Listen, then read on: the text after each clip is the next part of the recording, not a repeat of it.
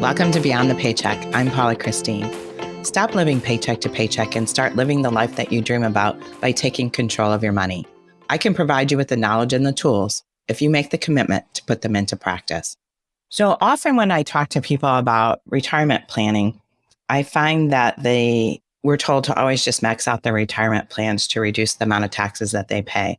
But when they get into retirement, then the only bucket of money we have is that taxable bucket of money. And there are so many other different types of investment accounts that you can contribute to that have tax advantages. So I've asked my friend Marty Talty to come in. He's a CPA and talk about the different types of accounts, break them down for us so that we can understand them and get you contributing to them.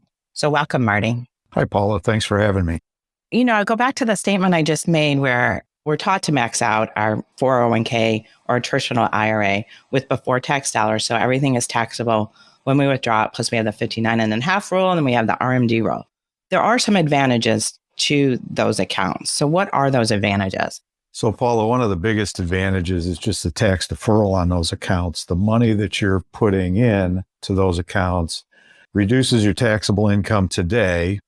The money grows tax deferred. In other words, you're not going to pay any tax on the capital gain while it's earning and while it's growing, but rather you'll pay the tax when you pull the dollars out of the account. When you retire, when you reach 59.5 and you take that money out of the account, then every dollar out of that account comes to you as taxable income.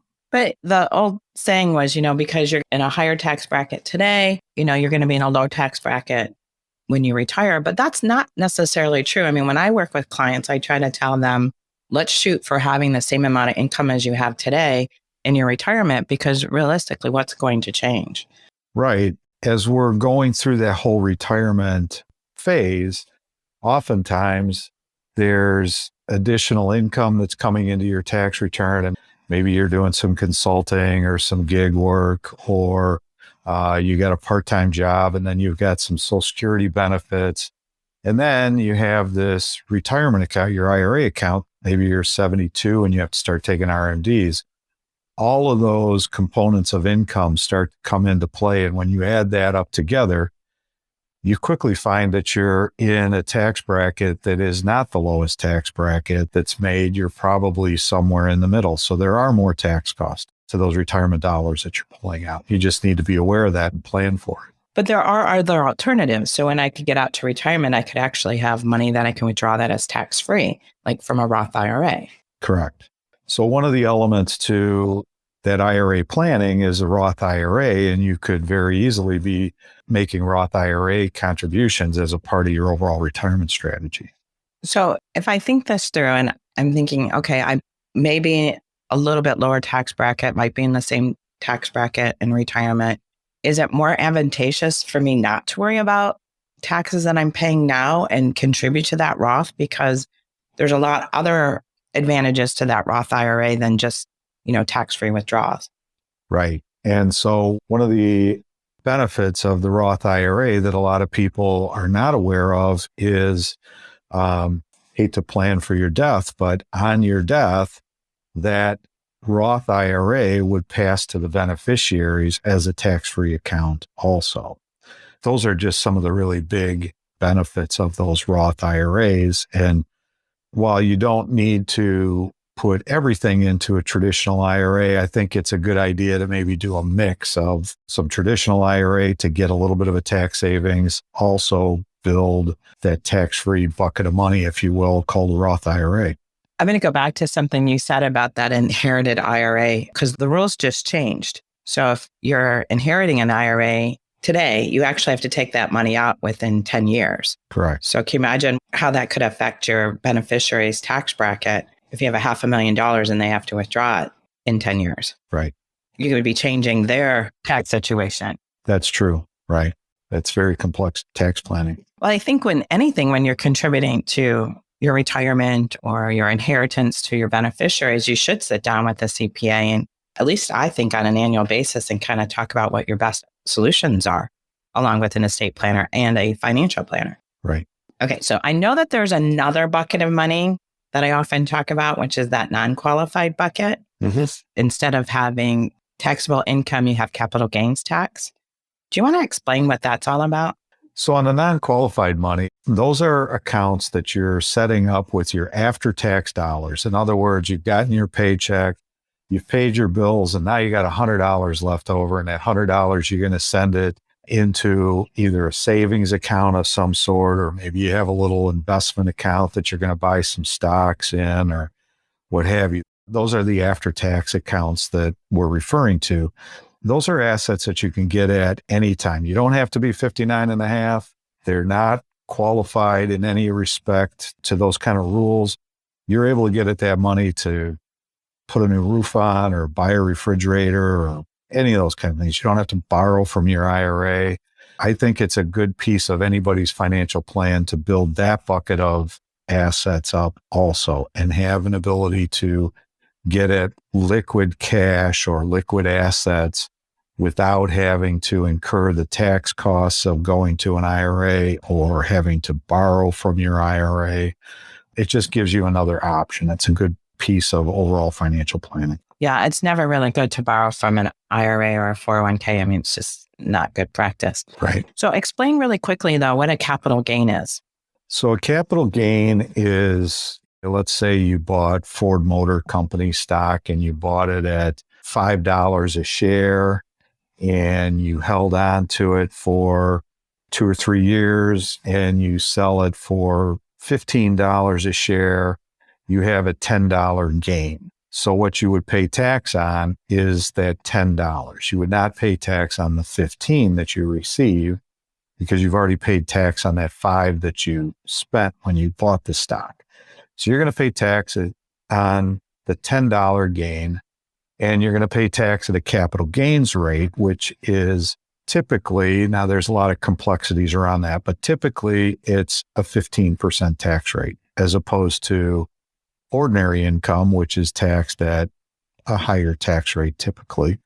So you're spending less money on taxes. You're not paying tax on the full $15 that you've gotten. You're also not paying the higher ordinary income tax rates on that income. So again, it just gives you a little better option in terms of raising cash for those expenses that come up through life, whether it be repairs or a trip or college or whatever. Yeah, I agree. I think that everybody should have that. I call it the non-qualified bucket of money. You'd have your taxable bucket, which would be your traditional IRAs and 401ks, and then your Roth bucket of money, and then the not qualified bucket. Right. One other bucket that we could talk about is an annuity. Mm-hmm. I know that annuities have a lot of bad press, but there are some really good advantages to using an annuity. Mm-hmm. I don't necessarily want to get in the conversation exactly, what they totally entail, but let's just talk about how they work tax-wise, annuities. Yeah.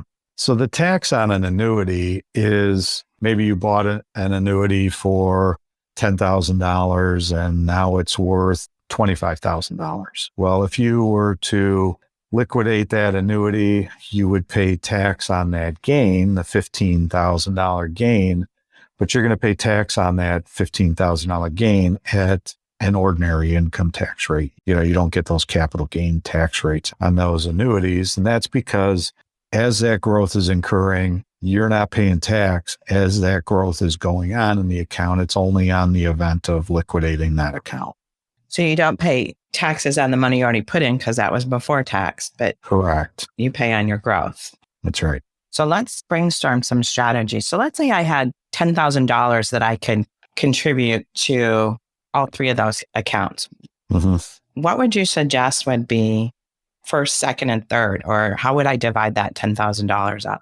Well, that's kind of a tricky question. I like tricky questions. Yes, you do. And I would say to look at your overall financial situation. So my feeling is that if you don't have a good savings account strategy where you have liquid cash or investments that you can get at that are not included in an IRA, you need to build those assets up, whether that be through savings accounts or the non-qualified type investment accounts. You want to be building those up to some level that you are comfortable with.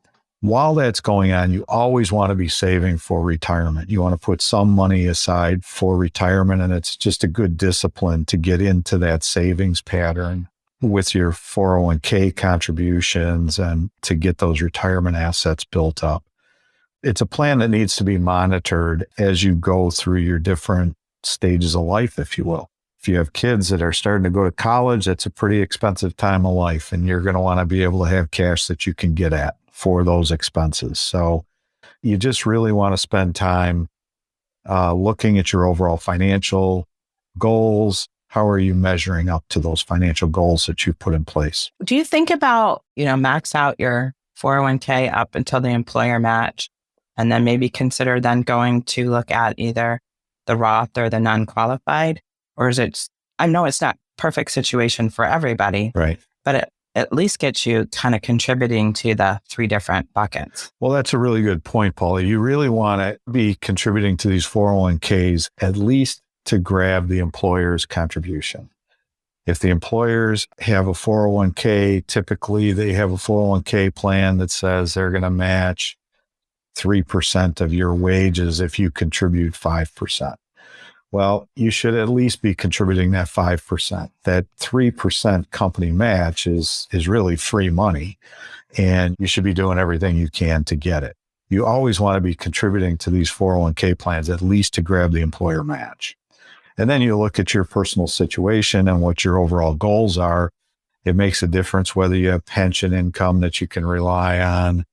Most companies don't have pension plans anymore, so we're self-reliant on these 401k plans. Right. The other thing I see is that many people who are retiring now are living 30 years into retirement. They're living longer than they worked. Mm-hmm. I know when I was a child, my parents didn't live 30 years in retirement. They might have lived a couple of years in retirement.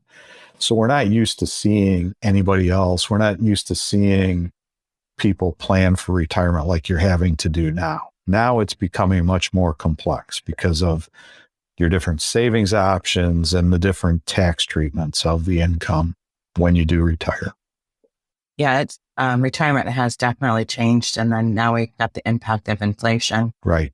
affecting our retirement. Right. Everything comes down to 2 things: living on a budget and then preparing and having a plan of how you're going to get forward in your life. I mean, without that, you have no idea what you're doing. Right.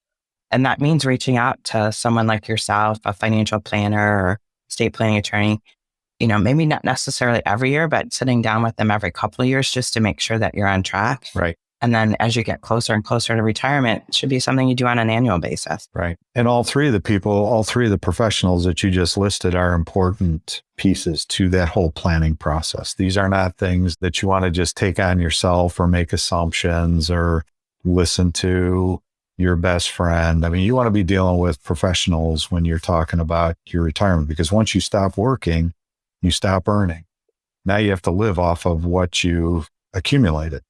Yeah. You go from accumulation phase to distribution phase, and that's totally 2 different ways of planning. Right.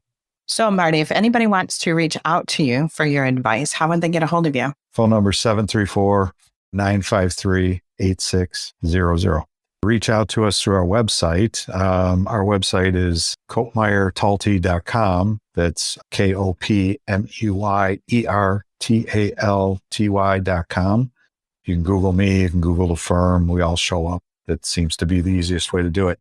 I used to be able to tell people when I first started in this business, you would look me up in the yellow pages, but I don't think people know what the yellow pages are anymore. I just dated myself. So you sure did. I hope that tells you I've been around. I've seen a lot of stuff and that I know what I'm doing. So yeah, it tells us that your experience. Yeah. So, Marty, I really want to thank you. Some great information that you shared with us today. So Marty's contact information will also be in the show notes. If you'd like to reach out to me, you can email me at paula@paulachristine.com, or you can check out my website at paulachristine.com. There's some great resources out there. There is a budget worksheet that if you want to get started on your budgeting, visit the website and download it. So thanks again, Marty, for joining us today. I really appreciate it. Very good. Thanks for having me. So next week, we're going to be talking with Mike, who's going to educate us on veterans and the benefits they have for buying a home, which I really truly know nothing about. So I'm really looking forward to learning about that topic. Anyway, thanks and have a good day.